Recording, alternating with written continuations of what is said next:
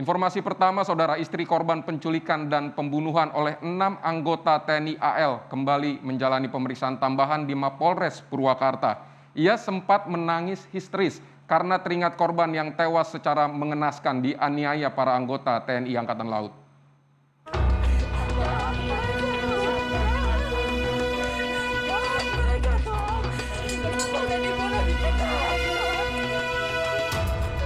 Hati seorang istri mana yang tidak hancur saat orang yang dicintai harus tewas meregang nyawa secara tidak wajar. Rina Regina Sihombing, istri Bungka Patiar San Francisco Manalu alias Tony yang menjadi korban penculikan disertai pembunuhan oleh anggota TNI Angkatan Laut pada 29 Mei lalu menangis histeris di Mapolres Purwakarta. Ia datang bersama orang tuanya untuk memenuhi panggilan polisi, dimintai keterangan terkait tewasnya sang suami. Rina tak percaya, orang yang juga menjadi tulang punggung keluarganya harus tewas mengenaskan di tangan anggota TNI. Dirinya mengaku tak kuasa menahan sedih ketika kedua anaknya yang masih kecil selalu menanyakan keberadaan sang ayah.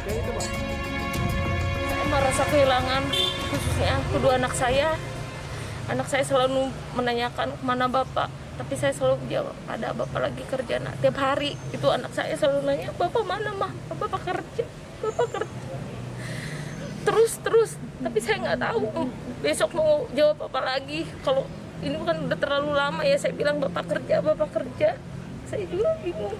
Ya Tuhan, saya merasa kehilangan anak saya, begitu juga keluarga itu.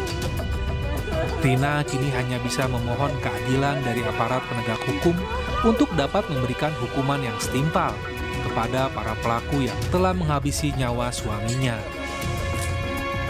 Saya minta kepada Presiden Jokowi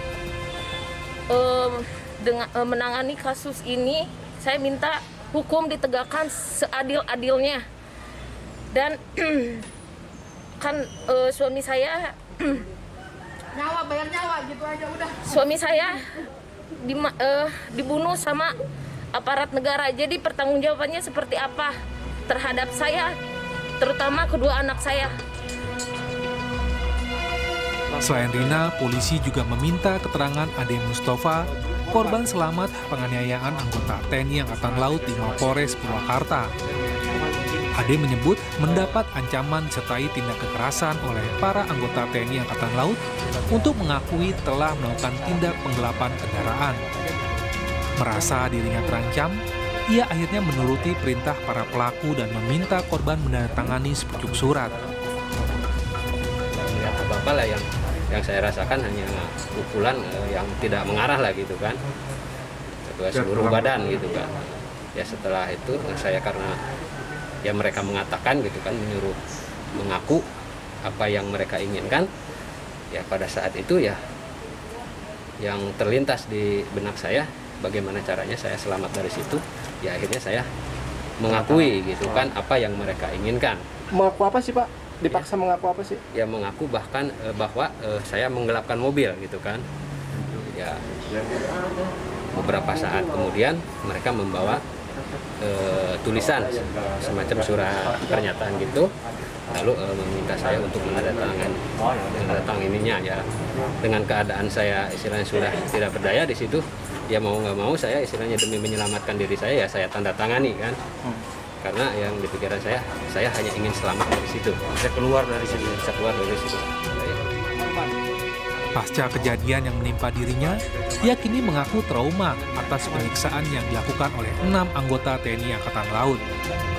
Tak hanya itu, Ade juga mengalami luka patah tulang rusuk dan masih merasa sakit di bagian leher akibat tindak kekerasan yang dialaminya. Bahkan saya untuk pulang ke rumah aja saya belum berani Pak, sampai saat ini dari awal kejadian itu saya belum berani pulang ke rumah. Ya, sekarang aja saya numpang di rumah keluarga ya, berikut makan juga karena emang kondisi saya juga belum pulih benar Pak, karena tulang rusuk saya juga ini patah, retak gitu kan. Ya termasuk ini sekarang ini saraf juga untuk pendengaran saya belum begitu normal karena untuk nengok aja saya masih. Jadi setiap kali saya melihat orang, jangankan orang berseragam gitu Pak, orang cepak aja saya langsung ketakutan gitu Pak, kaget, ketakutan. Kasus ini mendapat perhatian khusus dari Kepala Staf Angkatan Laut Laksamana Yudo Margono. Ia melalui Kepala Dinas Penerangan Angkatan Laut Laksamana Pertama Julius Wijoyono meminta maaf kepada anggota keluarga korban dan berjanji akan memproses secara hukum ke-6 anggota TNI Angkatan Laut yang menjadi pelaku penganiayaan hingga korban tewas. Kepala Staf Angkatan Laut Laksamana TNI Yudo Margono sebagai pimpinan TNI Angkatan Laut menyampaikan permohonan maaf yang sedalam-dalamnya kepada masyarakat, khususnya kepada keluarga korban, atas tindakan oknum TNI Angkatan Laut yang tidak pantas. Kasal sadar sepenuhnya bahwa pelanggaran berat ini perlu tindak dengan tegas, menyakiti hati rakyat, dan akan menghukum seberat-beratnya pada para pelaku.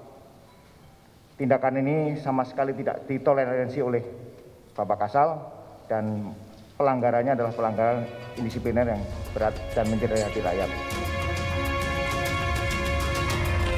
Kejadian penganiayaan 2 warga oleh 6 anggota TNI Angkatan Laut terjadi di Wisma Atlet Dayung Jatiluhur, Purwakarta pada 29 Mei lalu. Mereka dituduh telah menggelapkan sebuah mobil milik salah satu seorang pengusaha. Polisi masih mengusut kasus ini dengan mengumpulkan barang bukti dan menahan seorang pengusaha bernama Rasta di Mapolres Purwakarta. Sementara 6 anggota TNI Angkatan Laut masih menjalani pemeriksaan di sel tahanan Puspomal di Jakarta. Henry Irawan, Kompas TV Purwakarta, Jawa Barat.